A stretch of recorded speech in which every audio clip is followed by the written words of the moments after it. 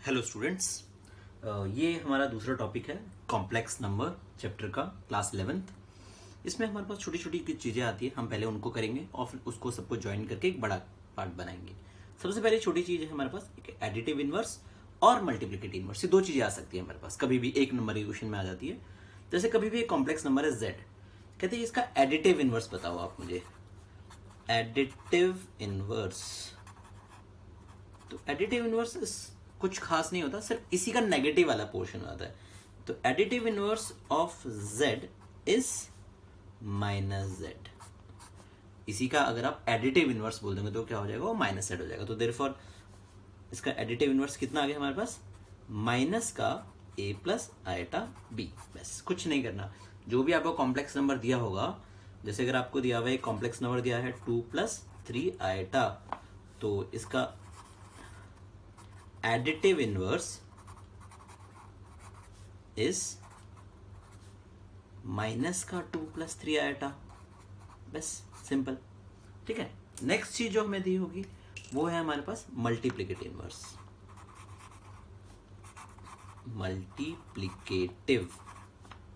Multiplication लिख दिया था मैंने, मल्टीप्लिकेटिव इनवर्स।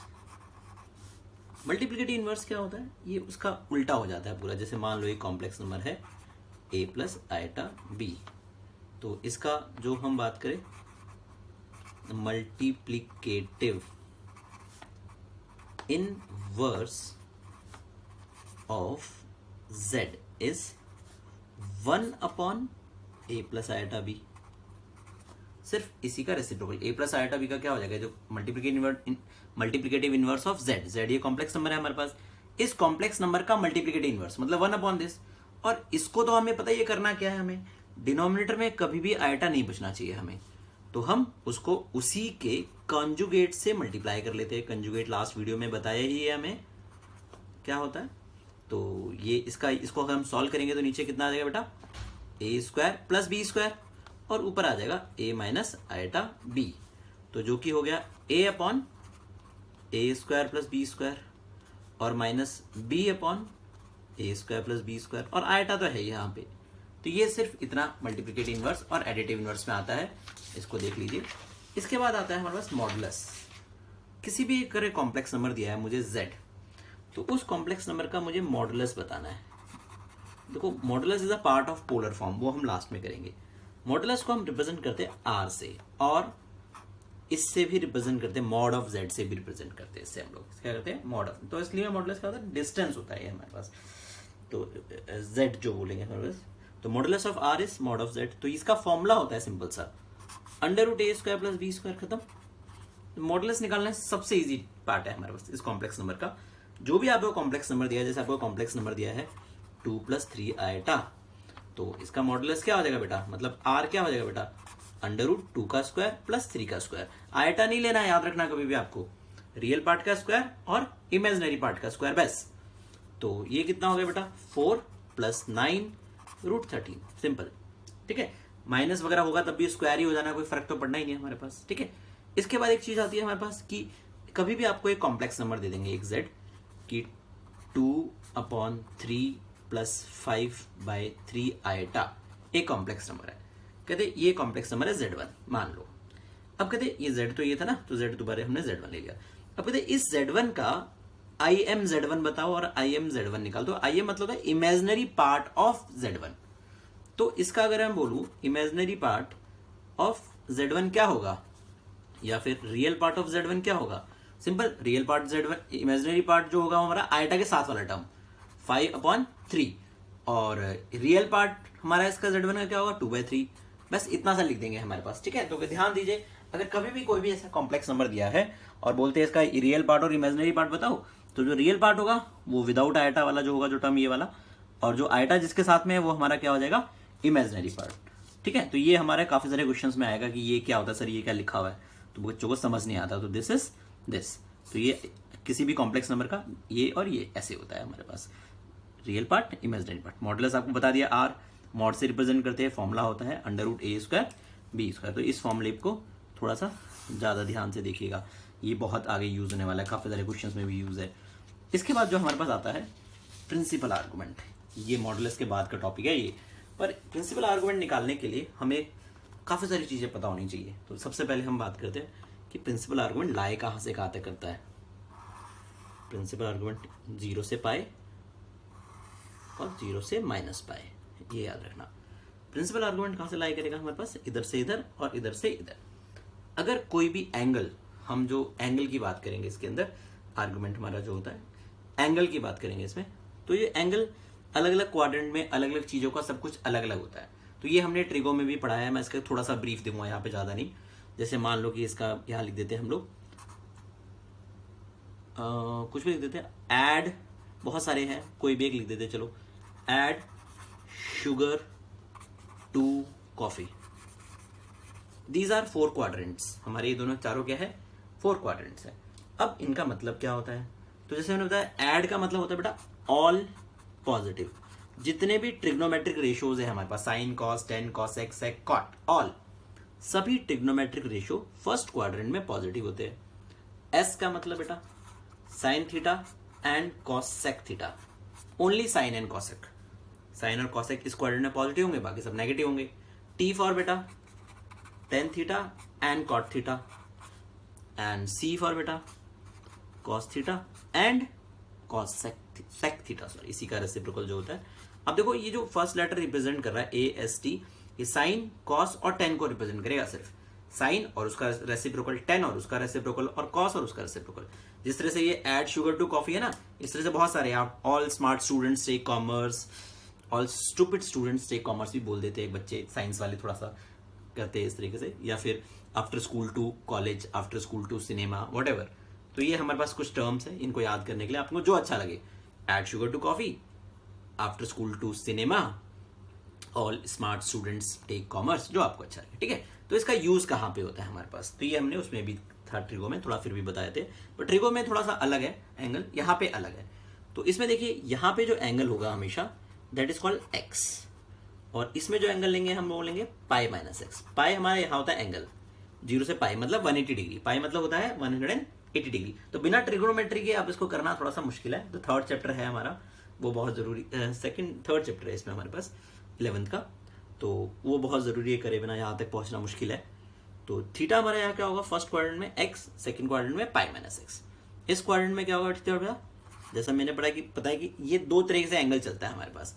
एक एंगल चलता है मेरे पास, जैसे अगर मैं यहाँ पे बताऊं कि ऐसे चल रहे ऊपर की तरफ तो पॉजिटिव डायरेक्शन में चल रहा है, और नीचे की तरफ चलेंगे तो एंगल नेगेटिव में आएगा।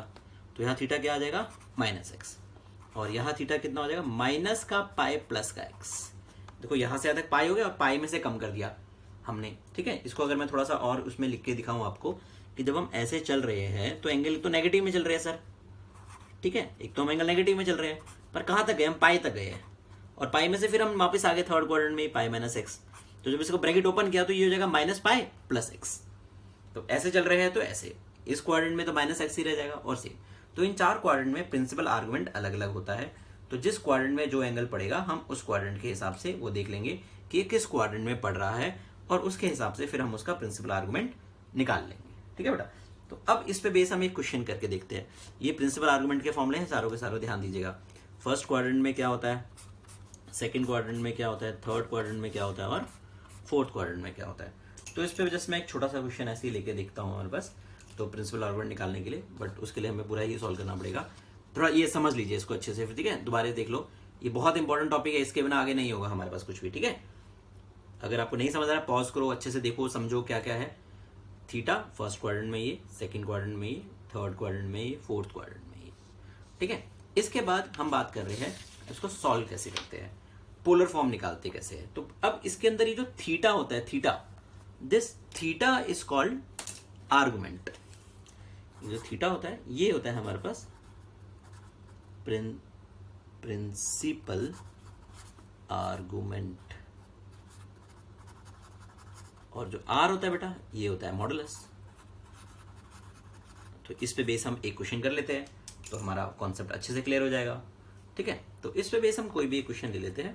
क्वेश्चन लेते हैं हम लोग, एक कॉम्प्लेक्स नंबर लिया मैंने z -1 प्लस √3 आएटा, कोई भी एक कॉम्प्लेक्स नंबर ले लो, -1 plus √3 आएटा।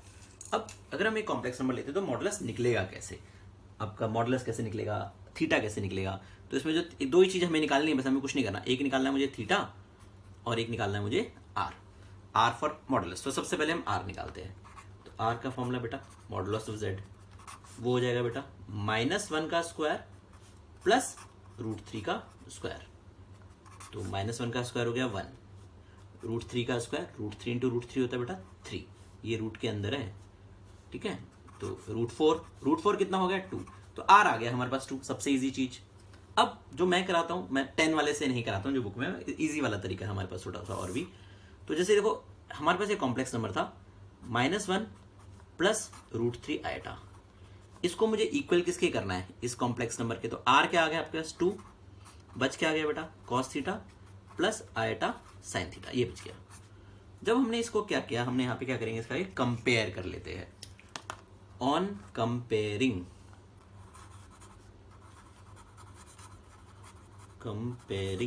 Real and imaginary parts.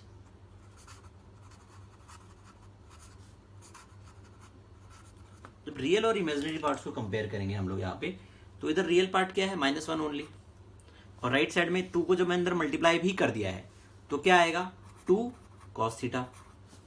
दूसरा केस इमेजिनरी पार्ट क्या बेटा √3 ओनली, और जब 2 अंदर दोनों से मल्टीप्लाई करते हैं तो क्या आ जाएगा 2 साइन थीटा।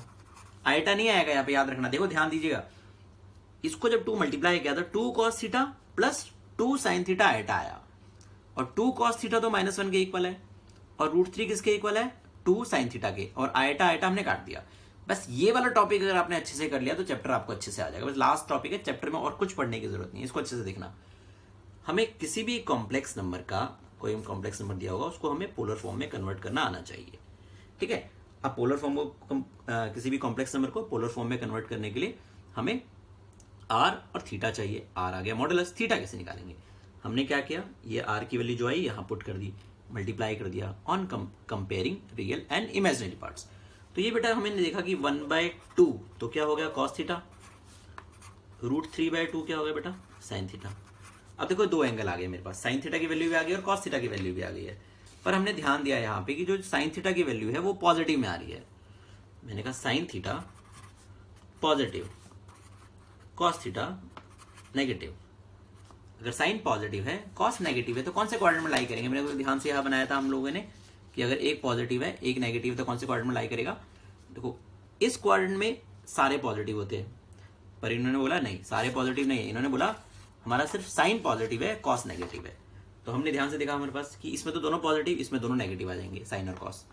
इसमें साइन पॉजिटिव है कॉस नेगेटिव है, और इसमें कॉस पॉजिटिव है और साइन नेगेटिव है, तो हमारा कौन सा क्वाड्रेंट लेंगे चारों के हिसाब से हम लोग, है ना। समझने की कोशिश करिए आराम से कि इसमें बोला साइन पॉजिटिव और कॉस नेगेटिव, तो इस क्वाड्रेंट में साइन थीटा पॉजिटिव होगा कॉस नेगेटिव होगा, इसमें दोनों नेगेटिव होंगे, इसमें दोनों पॉजिटिव है ऑल पॉजिटिव होने की वजह से, और इसमें कॉस पॉजिटिव होता है और साइन नेगेटिव होता है। बस यही इनमें पॉजिटिव होते हैं जो लिखा हुआ है स्काई ब्लू से, बाकी सारे नेगेटिव होते हैं। तो उस हिसाब से इसमें साइन पॉजिटिव होगा कॉस नेगेटिव, तो थीटा कहाँ लाई करेगा हमारा सेकंड क्वाड्रेंट में, और सेकंड क्वाड्रेंट में क्या होता है थीटा क्या होता है π-x। तो मैंने कहा sine positive cos negative, therefore theta lies in second quadrant. तो थीटा हो कितना गया, मैंने कहा π-x। अब π-x x क्या होगा, मैंने कहा x तो सिंपल है, अभी माइनस माइनस भूल जाओ सब कुछ। अब देखो साइन की वैल्यू √3/2 कब होती है और कॉस की वैल्यू 1/2 कब होती है, ये दोनों पक्का किसी एक ही जगह पे होंगी, अलग अलग नहीं होंगी। मैंने कहा 60 डिग्री में होती है, देखो साइन √3/2 60 डिग्री में होता है और कॉस 1/2 भी 60 डिग्री में होता है, और 60 डिग्री मतलब π/3। तो ये कितना हो गया π-π/3 इज 2π/3। ये आ गया हमारे पास प्रिंसिपल आर्गुमेंट। तो देयरफॉर जो पोलर फॉर्म हमारी निकल कर आई वो क्या आई बेटा आर जेड, जो पोलर फॉर्म निकले के आर कॉस थीटा, तो थीटा कितना है 2π/3 प्लस आयटा साइन थीटा, और थीटा क्या है मेरे पास वही 2π/3, ठीक है। तो ये हमारी क्या आ गई पोलर फॉर्म हो गई हमारे पास। तो इसको थोड़ा अच्छे से ध्यान दीजिएगा, कुछ नहीं समझ आया तो अच्छे से पॉज कीजिए, अच्छे से समझिए, दोबारा देखिए, बहुत आसानी से समझ आएगा। इट्स वेरी इजी, मुझे नहीं लग रहा है इसमें कुछ भी टफ है, ठीक है। अगर आप ध्यान से करेंगे वो आपको ग्राफ पता होना चाहिए कौन सा किस क्वाड्रेंट में पड़ता है, और आप आराम से कर सकते हैं बस, ठीक है। Thank you so much for watching.